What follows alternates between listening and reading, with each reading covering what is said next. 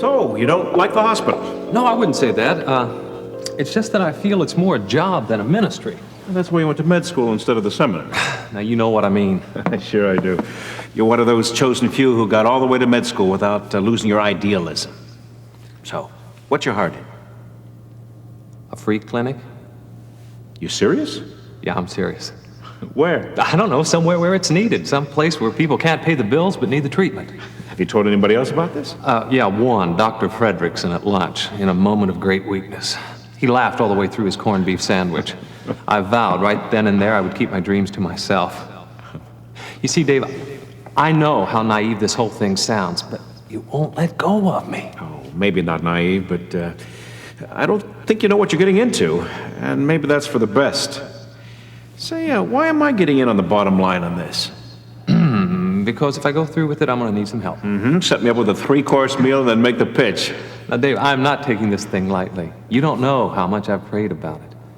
And I will need a good man, someone who's patient, experienced with clinic work. Oh, I ran an abortion clinic, Ben. Yeah, but that's over and done with. You've spent the whole evening telling us how the Lord has rebuilt your personal life. Maybe, Dave, just maybe he wants to give you back your practice as well.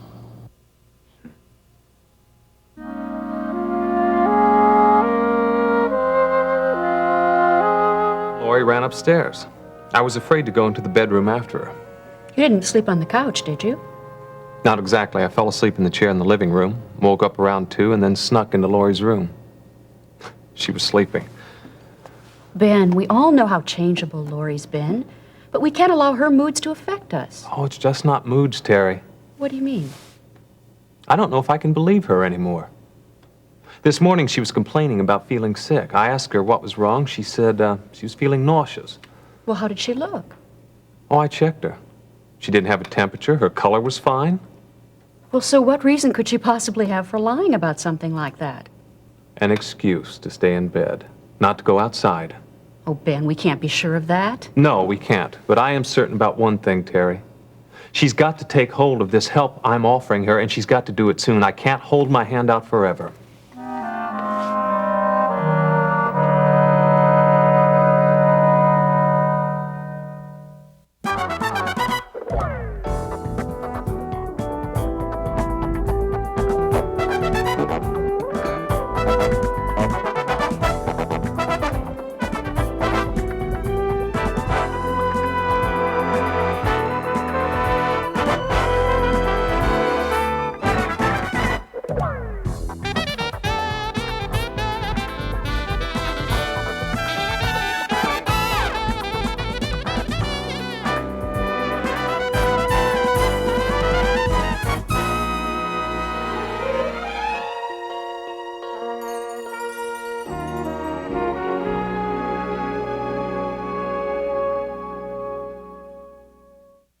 Ben, it's possible that Lori is coming down with something. I don't think we should try to psychoanalyze everything she says. Terry, you know she doesn't like going out, and she knows that we want her to go out more often. So she has to create some tangible reason for hiding up in her room. I'm sorry for being so suspicious, but I do think I know a little bit about the human mind. Who's mine? Well, not yours, Peter. That's one nut we haven't cracked yet. Ha, ha, ha, ha. Hey, you're running a little late today, aren't you, Peter? You guessed it. Hey, you gotta have more than that for breakfast. Now, if you read the labels on these, you'll see I have everything I need right here. Not until after your first class, when you head for the student union for a burger and a milkshake. Thought you weren't reading my mind. I'm reading your stomach. Well, get yourself some fruit on your way to class. Say, you know, by the way, I could have fixed you breakfast if you'd been down here a half hour ago. And I would have been down here a half hour ago if I could have gotten in the shower. Lori? Yeah. She was in there 20 minutes. She obliged me 5. Why didn't you use the one downstairs? Because I can't take a shower in the sink. Peter, did Lori look all right to you? No better or worse than usual. I think I better check on her. What's the big crisis today?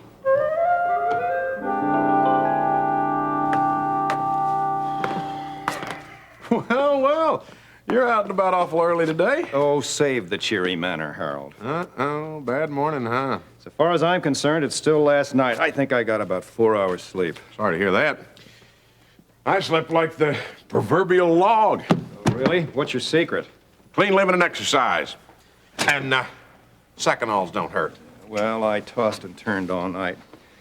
Now listen, Harold, about that story on Miriam in the Chronicle, you went to the editor and straightened him out, right? I did see the editor, yeah. Walter McGovern, good man, knows his business. But you threatened him with a lawsuit, right? A threat that any self-respecting editor hears 1,000 times a year. Charles, I know that in the past, I would jump, sit, roll over whenever you ask, but I think our relationship has progressed beyond that point for our mutual benefit. Are you advising against the lawsuit? Well, as I told you before, Charles, you don't have any grounds. Our only hope was to intimidate McGovern. He practically laughed in my face. Now, I'll draw up some papers if you ask me to. And if we could find a judge who is recovering from a hangover from a wild all-night party, who is on the take, and who happens to be your blood relative, he just might let it slip by into court. You know, you can cut the sarcasm. You've already made your point. However, I'd like to point out also that I don't hear any other solutions. Or has our professional relationship outgrown those, too? Well, as a matter of fact, I did talk to Gene Redlin privately. I appealed to his friendship for Miriam. Asked him to consider backing off on the story. Consider. How nice. Well, if you want anything any more concrete than that, you're going to have to be able to prove to the court or directly to the newspaper that continuing with the stories is going to endanger Miriam. Use your head, Harold. If I do that, that's as good as admitting I've already heard from Miriam's kidnappers. So what are we saying here? It comes down to either Miriam's life or your integrity? Now, let me tell you something. It's my integrity with the kidnappers that's keeping my daughter alive. Okay. Okay, all right, I'm sorry. You just try to calm down. Remember your heart. Yeah, all right, all right. About collecting the ransom. I assume that you finished with that. You mean Ben doesn't trust Lori? Well, don't say it that way. I think it's just been tough on him. He sure has been a trooper about the whole thing. He's a better husband than I could ever be. No, I wouldn't say that. No, I'm not kidding you. He's got patience. Well, look, without going into too much detail, Ben was worried about his patients just the other day. Yeah, sounds like him. You know, people with patience and people that are charitable, they're always worried they're not given enough. It's the selfish, stingy people that don't even care in the first place. Sounds like you're wondering where you fit in. Mom, I've just been wondering about marriage lately. Ever since this happened to Lori. You know, for a while there, those two were just nearly perfect. Move over. Well, they have had less pressured times. Yeah, whatever. Anyway, I thought most marriages were like that. I think recently I've seen more of the truth. Look, Peter, you take the good days, you take all the bad days, and you take 1,000,000 of the typical days, and you've pretty much got an accurate picture. So don't judge a lifetime of experience in a month-long crisis. Try 4 months and counting. That's not the point. What I'm The saying point is, okay, I got your point. My point is that I don't have any patience to pull this thing off. Besides Lori's problem, what brought this on? Does there have to be another reason? Okay, look, there's this girl. I've had my eye on her. Nothing serious. I just got to thinking. I got to daydreaming, you know? The big what if. But then, the facts started creeping up on me. Because you know when you say I do, you're really saying I don't. I don't hide anymore. I don't demand my own way. Kind of like Ben's been doing, right? No way. Marriage isn't for me yet. I gotta go. Peter, I love you very much. Ben, how's Lori? She went back to bed. Still not feeling too well, huh? That's what she said. I tried to take another look at her. She wouldn't let me.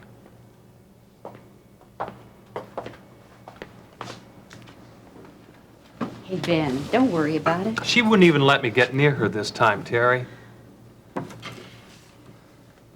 It's all right. You know, your attention and your trying to diagnose the symptoms probably all just reminds Lori of the hospital. And I think that's one experience she'd just as soon forget. In other words, don't take it personally. Can you make that, please? Hey, Peter, I'm surprised you're still here. On my way. Hey.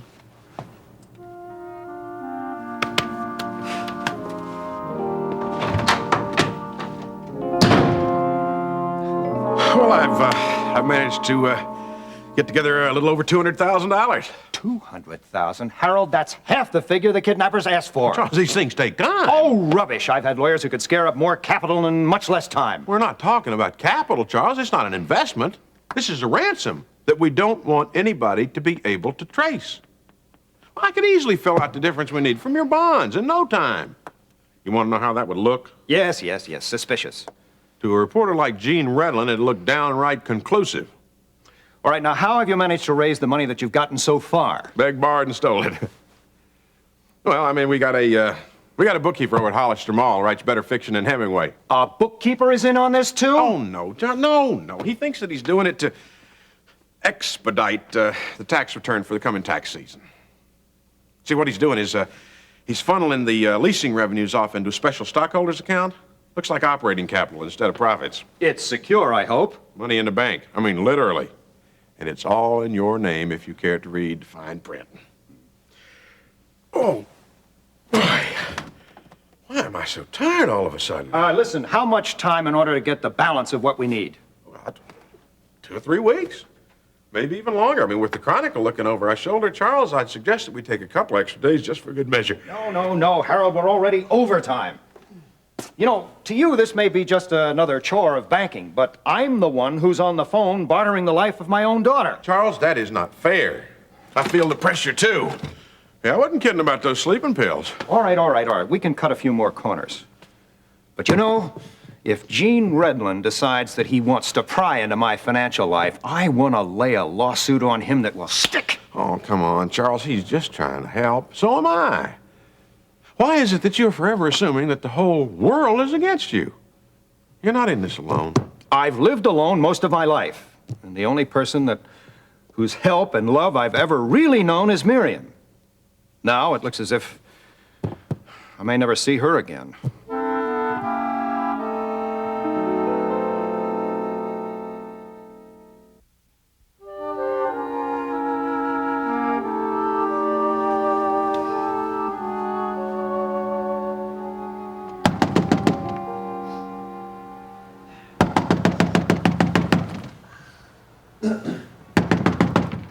All right. Come on, open up. Lance, is that you? No, it's room service. Come on.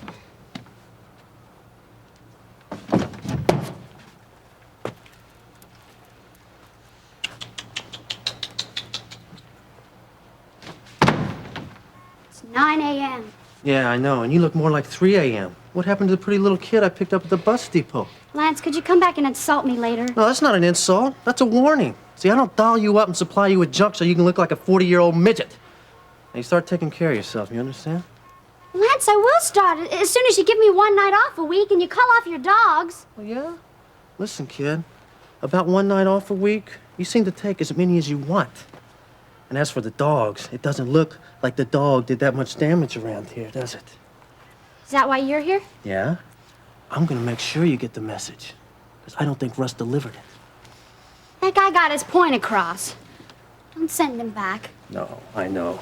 You look tired and hungover, and that's about all I see, honey. Oh, come on, Lance. He was a monster. What is he, 6'2"? Yeah, he's a friendly giant. He didn't touch Oh, it, did he, huh? come on. Now, you tell me, Paula. I'm gonna tell you something. If the guy blew it, he's dead. But if you blew it, you're gonna get it, and you're gonna get it first. You got that?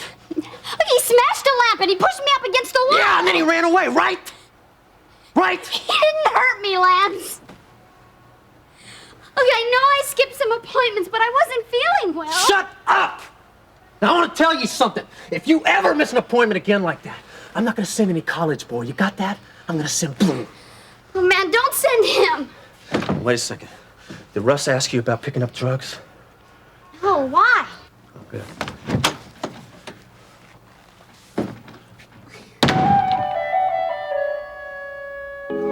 I was telling Alex not too long ago what a great help you are around here. Oh, enjoying every minute of it.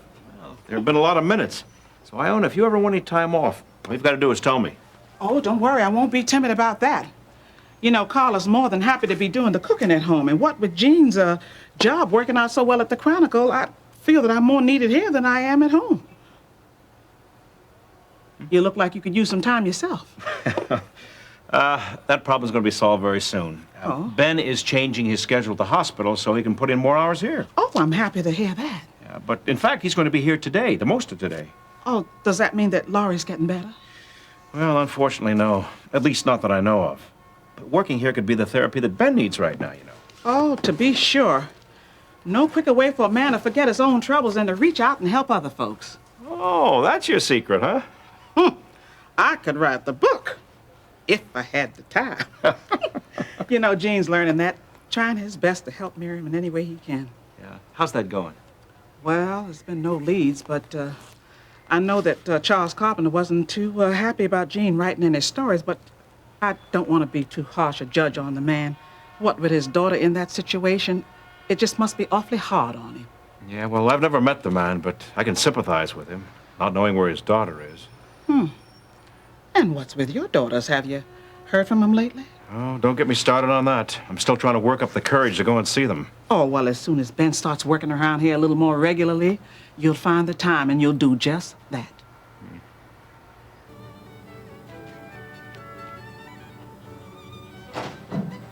Hey, morning, Bob. No news is good news. What? There's nothing on Mrs. Mason in this morning's paper. Sure, man. My hunch was right then, huh? I told you I didn't think Carpenter would squeal the cops. Yeah, we're still gonna wait around for a while just in case he has. By the way, have you been to Saddleback yet? No, what? Did you get the message that Blue was trying to reach you here last night? Oh, for what? Maybe his night light went out. Ramona and I were alone. Oh, I'm sorry about that. We were enjoying ourselves. We were having a nice night. A little wine, a little classical music, and your friend, Mr. Moron, calling every 20 minutes. All right. I'll make sure he doesn't call here anymore. Okay, fine. I want you to get lost. What are you talking about? Get lost, boss. Missed the fireworks? What do you mean? Well, you called Russ over, right? Yeah, so why the fireworks? Well, you're gonna love this, man. I got up early this morning, went over to Paula's place. I wanted to see just how tough Cardello's son was on Paula. He didn't scratch her. Did you speak to her? Sure I did. She said he knocked over a lamp or something like that. That's a big deal, right? He'd be a great strong arm if we sold furniture. That really disappoints me. What do you mean, disappointed? If Blue would have muffed a job like that, you'd want to kill both of us. You've messed up plenty of jobs without that happening. Yeah, you're a lot more than disappointed. I'm telling you, the kid's a punk. He gave us that line about being unchallenged, and he can't handle the simplest job. Well, maybe he had a reason. Well, you're playing favorites here. What do you mean, favorites? He's Vince's son, and you're giving him the benefit of the doubt. But you just remember, Vince said if he can't hack it, he's out. He also said he didn't want his son to be involved with the girls, just loans, remember? Yeah, right. Well, if he can't scare teenage hookers, what's he gonna do when he has to muscle payment out of a bricklayer? Thank you, Lance. You've delivered your message. Hey, you know, man, I can't figure you out sometimes. You want the truth? I hated Vince for telling me to hire his son. But after I met the kid, I saw enough blind ambition in him to outweigh his weaknesses. Yeah, right. Sounds like you're rooting for him. No, I'm not anymore. Good. Then what are we gonna do with him? Ben, glad to see you here. Hey, I'm glad to see the place is still standing. Well, the place is. We're not. Oh, I was so happy when Dave told me that you'd be in this afternoon. Yes, but I will have to leave for lunch. I promised Lori I'd come home and eat with her. Oh, how has she been? Well, there's been no great improvement lately. Oh, wait a minute, Ben. In doctor's shorthand, that means her condition's stable. Fair enough. I'll get that. Okay. Oh, hey, about lunch. I'm meeting Alex at the Greenbrier today. Why don't you and Laurie join us there instead of going home? Well, I'd love to, but I don't want to push it. Well, all right. Hey, then why don't you bring Laurie here after lunch? That's not a bad idea. She could talk to Ione while you're working. I know you want to get her out a little bit more. Yeah, and she knows I want to get her out, too. That's why we think she might be exaggerating things just a little to stay inside. Oh, how's that? Well, this morning she was complaining about being feverish and said she felt nauseous. Oh, that sounds a lot like Carla's morning sickness. But I will suggest it to Lori. I'd love for her to come down here and see the clinic in action. Oh, and she'll see plenty of that. That was a gentleman wanting to know whether or not his favorite doctor would be around this afternoon. Oh, who was that? Well, I didn't get his name, but he stuttered a lot. Oh, Blue Nobles. Could be. Said something about his eye. All right, that was our very first patient here, Ben, the guy I've been telling you about. Great, and he's going to be here this afternoon? Well, he didn't say for sure. He just wanted to know whether or not Dave was going to be around. Hey, fantastic. I can't wait for you to meet him. Well, me too. Hey, it's about time to open the doors. Come on, lend a hand. All right.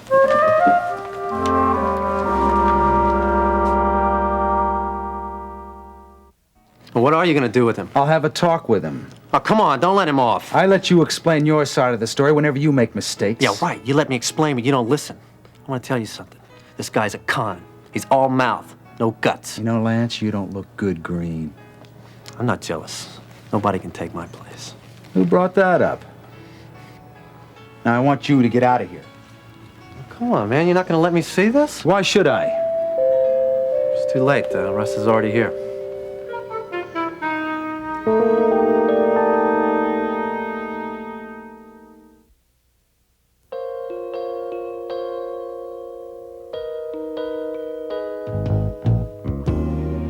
Join us each weekday for more of Another Life.